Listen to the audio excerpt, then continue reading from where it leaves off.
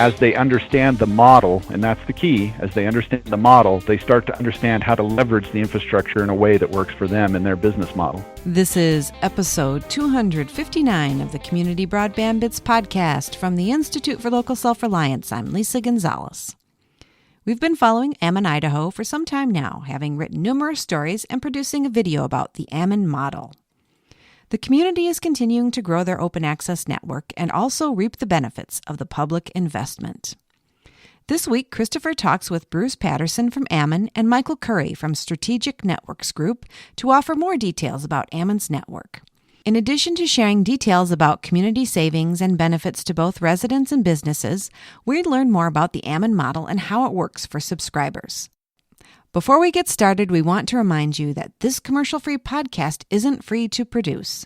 Take a minute to contribute at ilsr.org. If you're already a contributor, thanks. Now here's Christopher, Bruce, and Michael with more information on the Ammon model. Welcome to another edition of the Community Broadband Bits podcast. I'm Chris Mitchell, and I'm back with two well-known guests to longtime listeners of our show. We're going to start with Bruce Patterson, the Technology Director for the City of Ammon in Idaho. Welcome back. Thank you, Chris. Happy to be here. And we also have Michael Curry, the President of the Strategic Networks Group, which does a lot of analysis of various broadband networks. Welcome back. Hi, Chris. Thanks. Great to be here. So I think we're going to start with a brief background to remind people what both of these folks are up to, and then we're going to talk about a really interesting study that looks at Ammon and the benefits to the community from the network. But Bruce, let's start with you. Can you just give us a very brief overview of what Ammon is doing for people that might not have listened to all the times you've been on the show in the past? Primarily, we started to install fiber infrastructure back in 2010, 2011, and it was mostly to serve the city. And so that fiber was terminated in city properties, and it started to deliver city services, and it improved our economy. And I'm sure we'll spend a little bit of time talking about that. But today, we leverage that to provide fiber connectivity to businesses and residents. In fact, we're in the middle of our first local improvement district, which is really a funding mechanism we're using to deliver fiber to the home to some neighborhoods in Ammon. And at this point, we're about halfway through that first LID, and we have around 100 or just over 100 homes connected and turned up, and we predict we'll have this first LID completed this fall and should have close to 300 homes online. And just for people to remember, Ammon is a small community. It's it's right next to Idaho Falls, which is a larger kind of part of the metro there in East Idaho. And you have cable, you have DSL. It's not like you had nothing. You're kind of basically making sure that you have the top-notch technology available.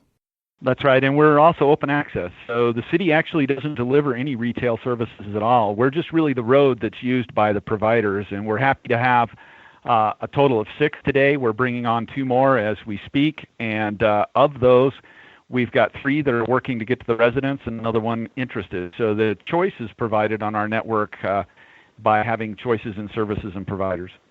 And what's happening in the fall? We're kind of penciling in October 5th. We're going to hold our official launch. So it'll be the official launch of the Ammon Fiber Network, and we're going to try and get as many people from the region and in fact across the country to come so we can help them to understand what it is we've actually done here in Ammon. Well, I'm excited to be there. I will be there. And I hope that when people hear what we're about to talk about, they'll be more interested in coming as well. Mike, tell us a little bit about the Strategic Networks Group. Chris, well, what we do is look at the economic impacts and community benefits of broadband investments. I started working on this field in 95, and even back then people knew that internet and broadband was important, but there wasn't the funding to invest. And so how do you show that return on investment, whether it's a private sector case or a community benefits investment case? So that's what we've done over the last number of years. Once you have it, what do you do with it so you can realize those business growth and community benefits that are the promise of broadband? It's why people invest in it. And how did you get involved with Ammon then? A bit of an interesting story, but I was preparing to present at the Oregon Broadband Advisory Council, and in this path, when I was looking at, they had a lot of unserved and underserved areas, I was introduced to Bruce back in January of this year. And as I got to know the Ammon story better, Bruce and I started working together and documenting, what are the, municipal cost reductions, the consumer or subscriber savings, and the economic benefits of what Ammon has done. It's been an interesting path and some really interesting findings, basically that say, communities and regions, you can self-finance this if you take a longer-term view of it and you look at it as a community investment. So let's dig into the findings. What did you find that you think is really interesting? The basis of what motivated the investment was connecting the municipal offices and school districts and so forth, the municipal facilities. And we found that they are realizing $70,000 a year in cost savings. And that represents $1.8 million over 25 years, which was the period that when Bruce proposed the investment, that would be the payback period. And there was a bit of an aha moment when Bruce and I were working the numbers, and we came up with the $69,628 in annual cost savings. And Bruce, I mean, you step in here, but you said, wow, that's actually, paying that back in less time than we had expected. Yeah, that's absolutely true. It was kind of an aha moment because, one thing as government that we're good at is we document everything we do, but we don't necessarily revisit those figures and try and correlate them. And so Michael was really great at that. He had to press me sometimes and say, can you give me this data? Can you get me this data? And we worked through those figures. And then as he started to correlate them and pull them together, we knew there was cost savings. I mean, that was the fundamental reason we embarked on putting our own infrastructure in. It was a fixed upfront cost. It reduced our ongoing operational costs, and we got out of outsourcing to multiple providers connectivity, actually improved our operations, reduced the man hours we were spending. So it takes a lot of work to actually go in and start to answer those questions. How much time are we saving? What's that equate to in money? And what are we saving in services that we are paying somebody else for? What does it actually cost us to operate this? And what's the difference between those two numbers? So I appreciate Michael's help because I don't think we would have got to that point without his analysis. And so, to be clear of what that number is, the $70,000 per year, this is basically what you would have been paying or were paying in the past for connectivity, and now you compare that to the cost of doing your own network and running this and having to take management and everything else. So all of those costs, and you're saving money after you compare those two. Well, first of all, it's made up of telecommunications, phone and internet. And there's what they were paying before, for all the municipal buildings and connecting the facilities. And there's also cost avoidance, because I think the impetus for all of this, what Bruce described, is they had a new public works building that was built, and to connect it, the first incumbent that was approached said, we're not going to do a fiber connection to that. And the other one said, it's going to be $80,000 up front and $2,500 a month on an ongoing basis. That's a huge expense over a period of time. What can we do with that kind of investment? That's correct. And that was probably the turning point that forced us to take a look at what could we build it for ourselves. And interestingly enough, it was literally a fourth the cost. So when you look at that $80,000 price tag, that's because in order for any incumbent carrier to take you into their fiber network, they have to extend their existing network, and they will take that back to where they have a switch location. Well, the switch location for this incumbent provider was actually further away from the buildings that we were trying to connect than they were from each other. So our distance was greatly reduced by just simply connecting the two buildings. And we didn't frankly care about joining a wider network, as it were. We were interested in private network service between the two buildings. So it really just made sense for us. We built it ourselves, and frankly, it doesn't cost us anywhere near $2,500 a month to operate it. And we started to operate it at 1 gig. That actual $2,500 a month was a price for a 100 meg connection at the time. Now, this does go back a number of years. So in all fairness, as we start to talk through these numbers, we always have to remember that the numbers we have are a snapshot in time. We've seen that prices drop, bandwidth goes up, but still, when any business entity, including a municipality, has to make a business decision, you have to act on the numbers you have at your fingertips at the time. And as we looked at it, it was pretty clear to us that it was better for us to invest, put that connectivity in ourselves and start to operate it. And then as we did that, we knew we would have excess capacity. And that's where the genesis of this idea of how could we use this for the community? Because in reality, the community has helped to put this backbone in. And just a brief follow-up, Bruce, I'm curious because I've had this conversation with some other cities and school districts that have built their own networks. Some people might assume that it's harder and more work when you own the network and you have to manage it. When I've talked to folks, they've actually suggested that in many ways it's easier because if something goes wrong, they know how to fix it. They don't get stuck on hold with some large company in a data center somewhere and then waiting for them to figure it out. That's very true. I think, the reality is it's as complicated as you want to make it. And that might sound a little oversimplistic, but I think it's a fundamental basic truth about it because most cities have a public works department, and those people, they go out and they dig in the dirt and they do locates and they repair lines. Is there a little bit of a different skill set? Yes, there is. But if you're focused on the infrastructure, most cities already have the greatest percentage of the tools they'll need. They may have to add some extra skill sets, but they're already engaged in that work. They already work in the right of way. It's already their right of way. And so for that reason, that isn't a heavy lift. Then you've got to just look inside and ask yourself what your technical skill set is. And again, it might be slightly different, but most cities operate an enterprise network. And frankly, as everything moves to Ethernet, everything moves to IP networks, again, that skill set I would predict most cities have in their wheelhouse. Great. Well, the reason I wanted to bring that up is just to note that these monetary assessments, the kind of thing that SNG really specializes in, digging out these hard savings, that's not the total savings. There's other benefits as well that I just want to make sure we get on the record. Now, Michael, I'm curious, what else you found, and particularly maybe for subscribers. What kind of benefits did you find for them? In essence, 80% of them were saving $70 a month. Wow, $70 getting a better month. internet, yeah.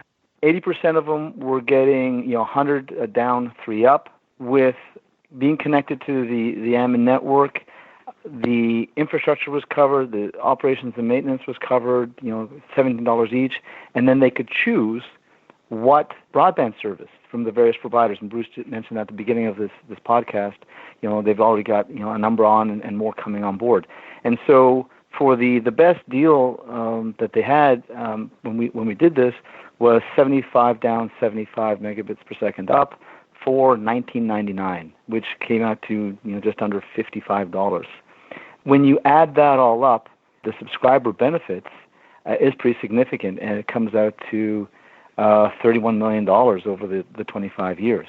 Just to make sure people are clear, because we didn't go over this in this call, but the way the network works is you pay a service provider this $20 per month for the low cost package, which is faster than I'm certainly getting at a comparable price, and then you're also paying the city for maintenance of the fiber, which is $16.50 per month, and then you're also paying most homes opt to do an assessment for the one-time cost of connecting the fiber to their home. And so those are 3 different costs that are paid. 2 of them are ongoing forever, and those are the maintenance and then the ISP costs.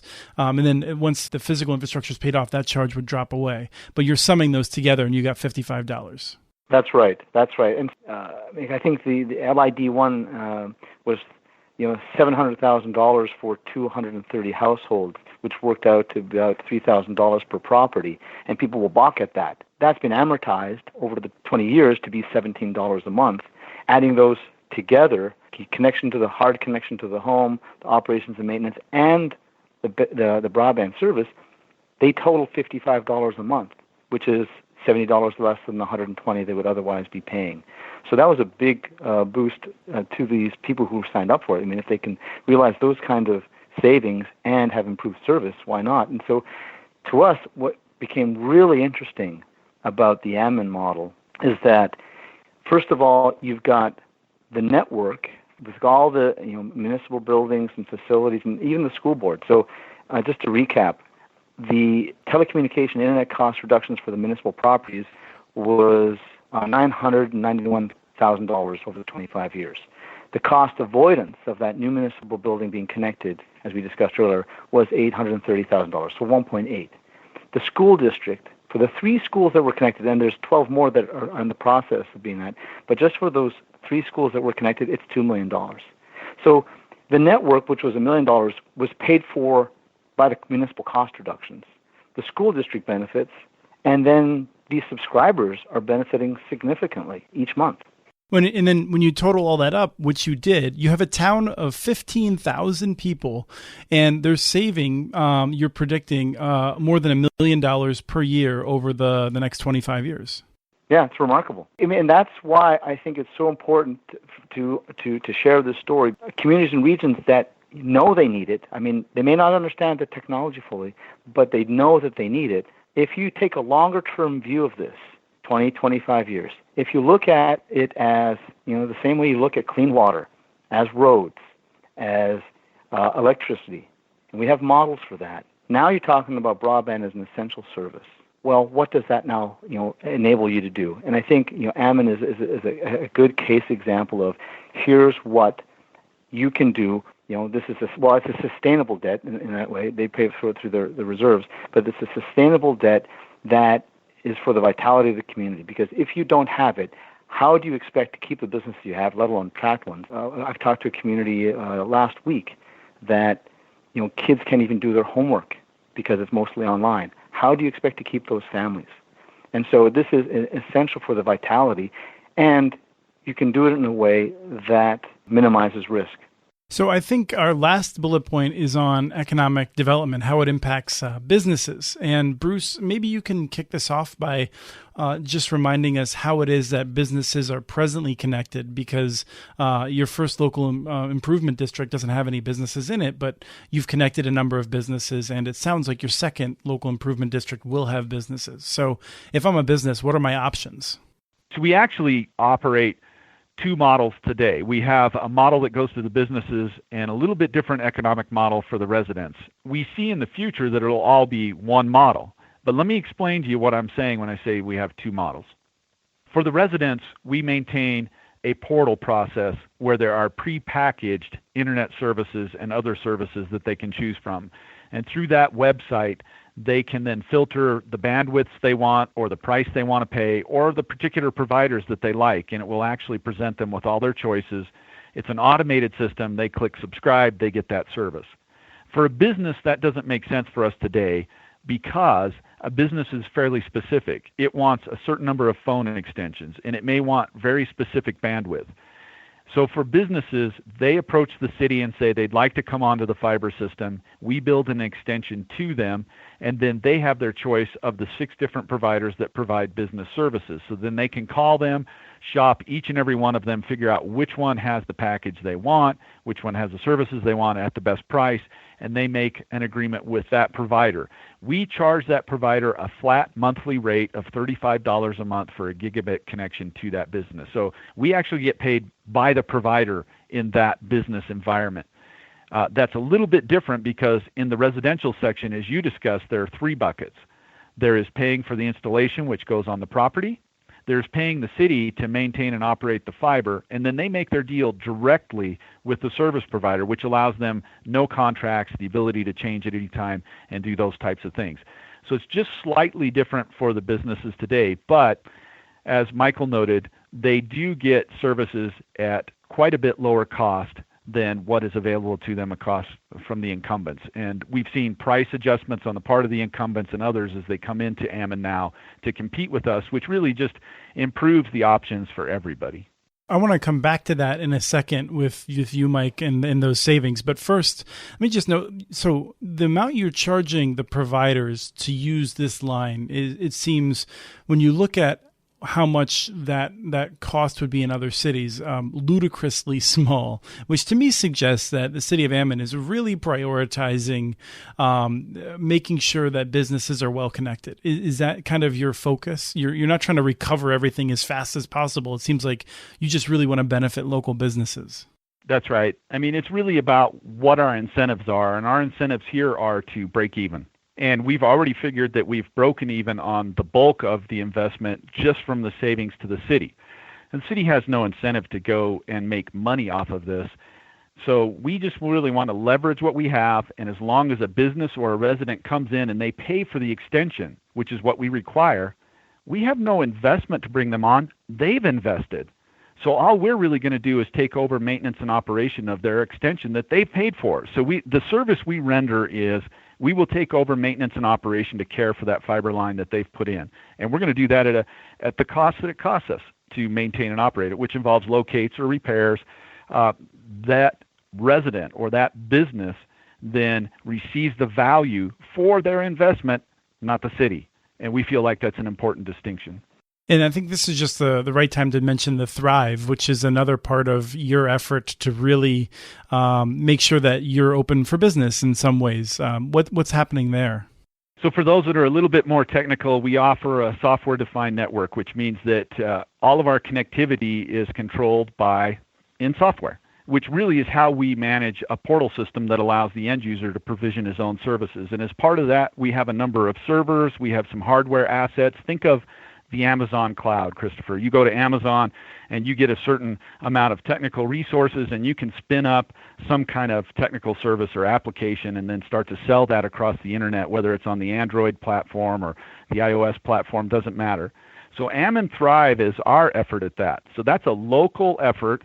We have residents with gigabit connectivity. We have businesses with gigabit connectivity. And what we're saying is if you're a researcher or a developer, we're going to give you free service. And that free service can be cloud services. We'll give you hardware assets to create your own virtual servers, to design your own services, and we'll give you free 1 gigabit path to the addresses in our fiber system to test those.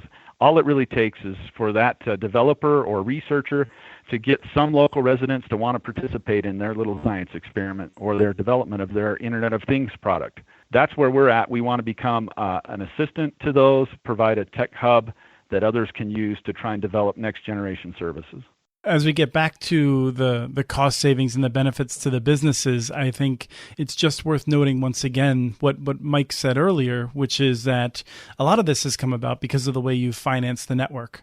In terms of having so much of it already paid for, it gives you freedom to engage in these other kinds of activities that create soft benefits beyond what SNG has totaled. But Mike, just go back to the businesses that are there today. What kind of savings are you predicting for them based on what you've seen already? Well, we're predicting just under $72,000 per business on average a year. Before I sort of get into what those numbers mean, I wanted to jump back and talk about the financing, because I think this is really fundamental about what Ammon has done. When you have private sector investment, they've got to have certain level of returns to return on the investment dollars that are made. Plus, they've got a shorter time frame to deal with. And I think I really want to key off on what Bruce said. They're trying to break even in Ammon, and they're looking at it over a longer time frame. So the investment that was made to connect the anchor institutions and those municipal buildings and facilities, that I think is fundamental to the vitality of a community, the ongoing sustainability of that community. And they can do it really cost effectively, and they treat it as a public works project.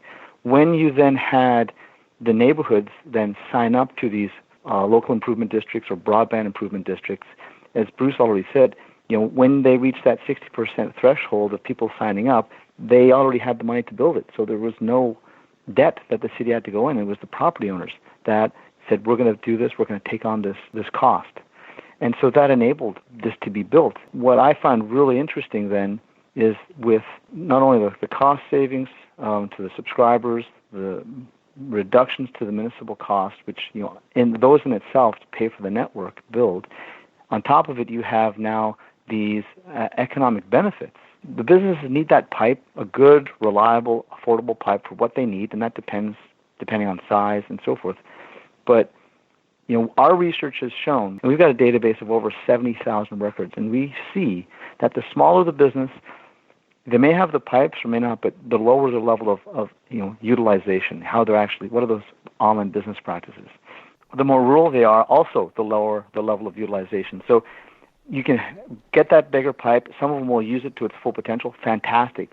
But 80+% of them aren't fully benefiting from the pipe that Bruce is making available. So when you invest evolving in new technologies. Here's what you need to do to be relevant, because if you're not online, people won't find you anymore.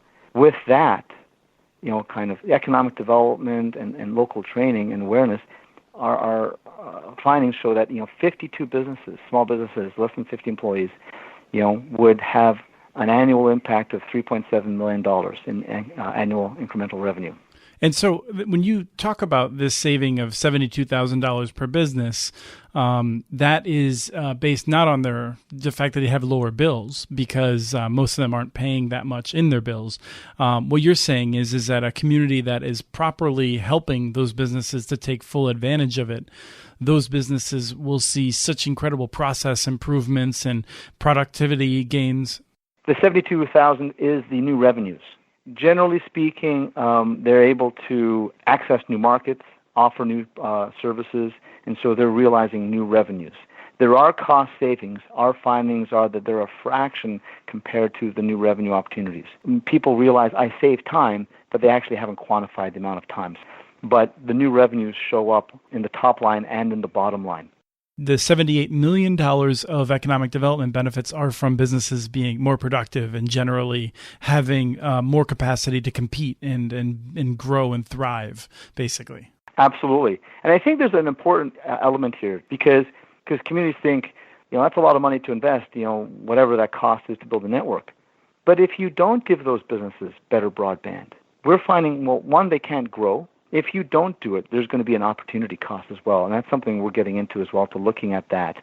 When you start doing this kind of analysis up front, before sometimes even a feasibility or a demand study, by looking at these numbers up front to say, we have an idea what the costs would be, and we can get much more detail later on, the feasibility. But if we have no idea what the benefits are, costs in isolation are prohibitive. So if we understand, all these costs reductions, cost savings for subscribers, economic benefits, and so forth, and community benefits, there's also quality of life. Well, now we can see the benefits far outweigh the costs. Now let's make those decisions to invest the right amount of money to do this right, to look at the demand, feasibility as needed, and even get into engineering and design. And I think that's what Bruce, he jumped a couple steps because he realized, this is a utility. This is for our future. We need to do this. There is no question we need to do this. Bruce, I'm just curious if you have perhaps an anecdote of one business or just any comments you've had from some of the businesses as a result of this network. Well, one thing that we've had happen is there's a business from out of the region. They actually sell an Internet of Things device. It's actually a device that you put into a commercial freezer in a restaurant, and it monitors the temperature in that freezer. There's value in the food that's stored there and so forth. So they take it and monitor it, and they run an online service where that little device will report back, and people that buy that device automatically get a username and password into the system, and so they can create their own notifications, and they receive a text message or an email if anything goes out of whack. And they've operated in a rural part of Idaho. They've taken a hard look at the city of Ammon, and they are going to relocate into the city of Ammon for two reasons. One, that internet bandwidth is cheap here, and they can now move away from a cloud service and actually install a server in their business location and host it themselves, which they feel like represents some cost saving, but more importantly, it gives them some control and access improvements that they don't really have currently. And then they are looking for houses in Ammon residential fiber areas because the city will provide 1 gigabit access to their business as part of the utility service at no additional fee. So we are seeing businesses move in. They're choosing to do it for different reasons, but clearly as they understand the model, and that's the key, as they understand the model, they start to understand how to leverage the infrastructure in a way that works for them and their business model. Great. Well, thank you both so much for sharing all this information and being such pioneers. Well, thank you very much, Chris. Thank you, Chris. That was Christopher with Bruce Patterson from Ammon, Idaho, and Strategic Networks Group's Michael Curry. We have transcripts for this and other Community Broadband Bits podcasts available at muninetworks.org/broadbandbits. Email us at podcasts@muninetworks.org with your ideas for the show. Subscribe to this podcast and the other ILSR podcasts, Building Local Power and the Local Energy Rules podcast. You can access them on iTunes, Stitcher, or wherever else you get your podcasts. Thank you to Arnie Huseby for the song Warm Duck Shuffle, licensed through Creative Commons. And thank you for listening to episode 259 of the Community Broadband Bits podcast.